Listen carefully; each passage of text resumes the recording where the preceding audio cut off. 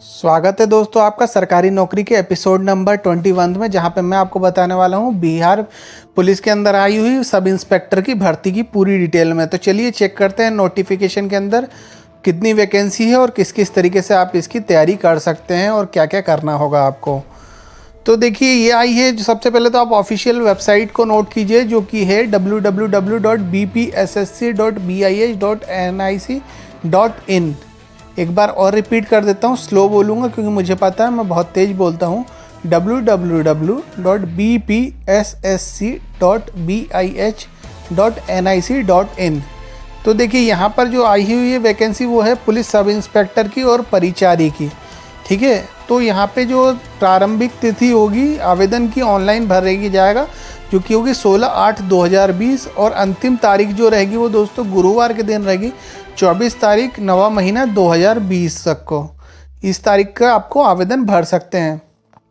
विज्ञप्ति संख्या क्या है, वो है 03/2020 दोस्तों। पुलिस सब इंस्पेक्टर की जो कि वेतनमान होगा लेवल 6 का होगा, जो कि 35,400 से लेके 1,12,400 तक का आपका वेतनमान होगा। इसकी वैकेंसियाँ दोस्तों बहुत ज़्यादा है, जो कि 1998 लगभग 2000 के लगभग है। इसके अलावा परिचारी की जो है वो भी लेवल 6 का ही ग्रेड रहता है जिसकी भी सैलरी बराबर ही रहेगी और इसकी संख्या रहेगी वेतन रिक्त पदों की संख्या 215। और क्या क्या है इस नोटिफिकेशन में, देखिए मैंने एक चीज़ बहुत ही तारीफ़ करता हूँ बिहार की, वो है ये कि जब भी वो नोटिफिकेशन निकालते हैं पूरी डिटेल्स में निकालते हैं। ठीक है, तो यहाँ पे आप ये पूरी तरीके से चेक कर सकते हो। देखिए क्या किस तरीके से होगा आपका, चीज़ें चेक करते हैं। सबसे पहले तो आपका होगा रिटर्न टेस्ट दोस्तों, लिखित परीक्षा होगी। ठीक है, और लिखित परीक्षा 2 चरणों में होगी, प्रारंभिक और मुख्य परीक्षा। ठीक है, लिखित परीक्षा में सभी पत्र जो होंगे वो बहुविकल्पी मल्टीपल चॉइस क्वेश्चन होंगे। प्रारंभिक परीक्षा देखो दोस्तों 200 अंकों की होगी, जिसमें कि कुल संख्या प्रश्नों की संख्या 100 होगी और प्रारंभिक परीक्षा की अवधि जो होगी वो 2 घंटे की होगी। ठीक है, और अगर इसमें आपको मिनिमम 30% जो नंबर है वो लाने ज़रूरी है। अगर आप वो नहीं लाते हैं तो इसमें आप पास नहीं हो पाएंगे, आगे के लिए क्वालिफाइड नहीं हो पाएंगे। और जो क्वेश्चन पूछे जाएंगे दोस्तों वो सामान्य ज्ञान से और करंट अफेयर से रिलेटेड क्वेश्चन आपको पूछे जाएंगे। इसके अलावा जो भी मेरिट लिस्ट बनेगी उससे 20 गुना ज़्यादा अभ्यर्थियों को चयन में बुलाया जाएगा। ठीक है, मुख्य परीक्षा के लिए मान लीजिए सपोज 1998 है। ठीक है, इसमें टोटल वैकेंसी इसका हम मल्टीप्लाई कर देंगे 20 से, तो जितने भी वैकेंसी जो बच्चे मेरिट लिस्ट में जिनके सबसे ज़्यादा टॉप पे आएंगे उनको मुख्य परीक्षा के लिए बुलाया जाएगा। तो अब देख लेते हैं मुख्य परीक्षा के अंदर क्या क्या होगा। तो देखिए प्रारंभिक परीक्षा में जो भी सफल हो जाएंगे अभ्यर्थी उनको मुख्य परीक्षा में 2 प्रश्न पत्र होंगे। ठीक है, प्रथम प्रश्न पत्र 200 अंकों का होगा, जो कि सामान्य हिंदी का होगा, 2 घंटे का होगा दोस्तों, और इसमें 100 प्रश्न पूछे जाएंगे। और इसमें भी आपको मिनिमम 30% नंबर लाना ज़रूरी है, और जिनका मिनिमम 30% नंबर नहीं आएंगे वो आगे क्वालिफाइड नहीं हो पाएंगे। ठीक है, और सामान्य हिंदी प्रश्न पत्र में जो भी मेरिट लिस्ट होगी, जो भी जिनके भी नंबर सबसे ज़्यादा आएंगे उनको द्वितीय प्रश्न पत्र जो कि सामान्य अध्ययन का होगा, जिसमें सामान्य विज्ञान, नागरिक शास्त्र, भारतीय इतिहास, भारतीय भूगोल, गणित, मानसिक योग्यता, रीजनिंग से संबंधित इसमें प्रश्न पूछे जाएंगे। तो जो सेकंड पेपर होगा दोस्तों वो आपका 200 नंबर का होगा, इसमें भी कुल 100 क्वेश्चन पूछे जाएंगे और इसको भी 2 घंटे की इसकी भी पूरी अवधि होगी। ठीक है, दोनों चरणों की परीक्षा में प्रत्येक गलत उत्तर पर आपको 0.2 अंक काट लिया जाएगा। ठीक है, चलिए आगे देखते हैं इसका क्या होगा। अब मुख्य परीक्षा में जो मुख्य परीक्षा होगी उसके आधार पे जो भी जितने भी बच्चे पास होंगे, जो भी मेरिट लिस्ट होगी, उनको फिजिकल टेस्ट के लिए 6 गुना ज़्यादा बच्चों को बुलाया जाएगा। चलिए इसके बाद देखते हैं और क्या क्या होगा। ये यहाँ पर सारी कंडीशन दी हुई है किस तरीके से अगर कोई आपको कॉन्फ्लिक्ट होता है तो क्या करना होगा। ठीक है, और यहाँ पर देखते हैं, अब आ जाते हैं क्या क्या ये बोल रहा है। क्वालिफिकेशन क्या होगी, शैक्षणिक योग्यता। ठीक है, अभ्यर्थी को दिनांक 1/8/2020 अथवा इसके पूर्व किसी भी मान्यता प्राप्त विश्वविद्यालय से स्नातक की परीक्षा या राज्य सरकार द्वारा मान्यता प्राप्त समकक्ष परीक्षा के उत्तीर्ण होना ज़रूरी है। ठीक है, तो इसमें 1/8/2020 तक आपका ग्रेजुएशन कंप्लीट हो जाना चाहिए। ठीक है, अभ्यर्थी की जो उम्र रहेगी वो दोस्तों 1 जनवरी 2020 से 20 से लेकर 37 वर्ष तक होनी चाहिए अगर आप जनरल कैटेगरी के हो। लेकिन अगर आप पिछड़ा वर्ग के होगे, अत्यंत पिछड़ा वर्ग के पुरुषों के लिए जो न्यूनतम आयु रहेगी वो 20 से 40 वर्ष तक के लिए रहेगी। अनारक्षित सामान्य कोटि ओके पिछड़ा वर्ग, अत्यंत पिछड़ा वर्ग की महिलाओं के लिए न्यूनतम उम्र 20 साल और अधिकतम उम्र 40 साल रहेगी। अनुसूचित जाति और अनुसूचित जनजाति के पुरुषों और महिलाओं के लिए दोस्तों जो न्यूनतम उम्र रहेगी वो 20 से 42 साल की होनी चाहिए। आरक्षण की क्या क्या आप आ जाते हैं यहाँ पे, आपको क्या होना चाहिए। ठीक है, अनारक्षित सामान्य वर्ग और पिछड़ा वर्ग के पुरुषों के लिए न्यूनतम जो शरीर की ऊंचाई होनी चाहिए वो 165 सेंटीमीटर होनी चाहिए। अत्यंत पिछड़ा वर्ग, अनुसूचित जाति, अनुसूचित जनजाति के पुरुषों के लिए न्यूनतम ऊंचाई दोस्तों 160 सेंटीमीटर चाहिए।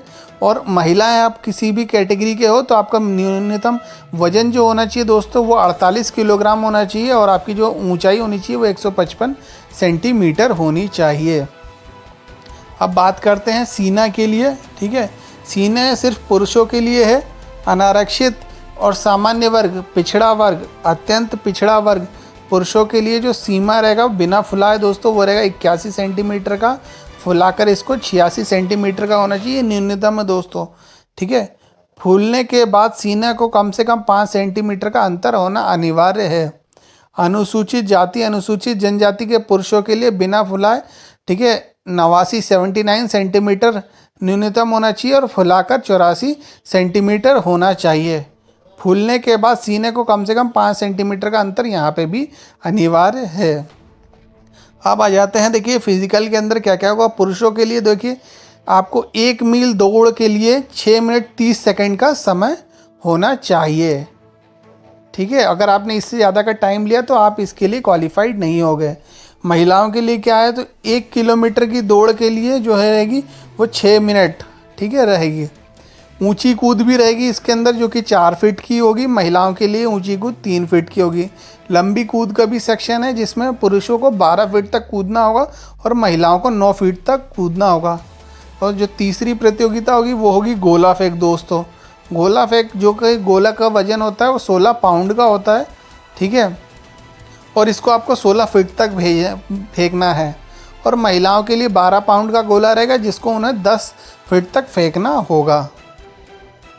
चलिए अब आ जाते हैं किस कैटेगरी के लिए कितनी वैकेंसी आई हुई है। अनुसूचित जाति के लिए दोस्तों 333 पद आए हुए हैं जिसमें से 35% मतलब 124 महिलाओं के लिए है।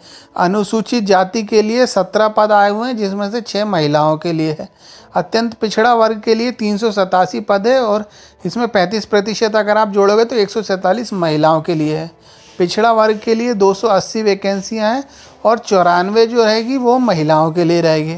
आर्थिक रूप से कमज़ोर वर्ग के लिए 199 वैकेंसी आई हुई दोस्तों जो कि 59 महिलाओं के लिए रहेगी। पिछड़ा वर्ग की महिलाओं को जो 3% आरक्षण है उसमें 58 सीटें उनको मिलेगी, 58 पद वैकेंसियाँ हैं। और अनारक्षित अगर आप जनरल कैटेगरी के हो या फिर आप बिहार के बाहर के हो और आप इसके लिए अप्लाई करना चाहते हो तो आपको 724 पद मिलेंगे जिसमें महिलाओं के लिए 253 हैं।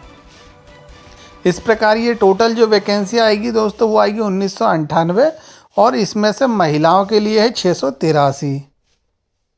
चलिए और देखते हैं।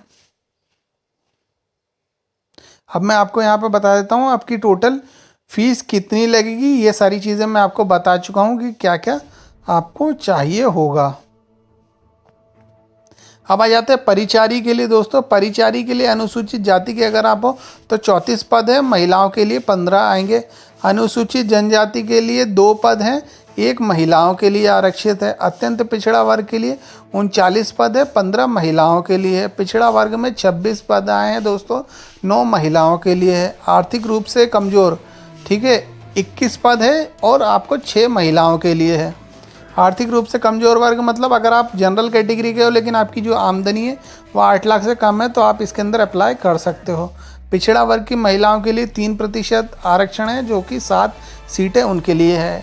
इसके अलावा जनरल कैटेगरी या अनारक्षित जिसे सामान्य कहा गया है उसके लिए 86 पद है और 30 महिलाओं के लिए है। तो इस प्रकार जो है परिचारी के लिए टोटल 215 पद रहेंगे और 76 महिलाओं के लिए रहेगा। और इसके अंदर क्या क्या है वो मैं आपको बता देता हूँ दोस्तों। यहाँ पर आ जाते हैं अब आपकी जो है इस फॉर्म भरने का कितने रुपए लगेंगे। देखिए दोस्तों, अन्य पिछड़ा वर्ग, आर्थिक रूप से कमज़ोर वर्ग और अनारक्षित सामान्य वर्ग के पुरुषों और महिलाओं अभ्यर्थियों के लिए आवेदन पत्र का मूल्य 700 रुपये रखा गया है दोस्तों। तथा अन्य अनुसूचित जनजाति के पुरुष और महिलाओं के लिए ऑनलाइन आवेदन के लिए 400 रुपये लगेंगे। और यहाँ पे पूरी डिटेल दी गई है कि किस तरीके से आप फॉर्म को फिल कर सकते हैं, क्या क्या आपको सावधानी रखनी चाहिए। इस वेबसाइट पे जाके आप दोस्तों नोटिफिकेशन को डाउनलोड कर सकते हैं। लेकिन अगर आपको कोई भी समस्या आती तो बिल्कुल आप इस वीडियो के नीचे कमेंट करें, मैं आपको पूरी डिटेल दूंगा।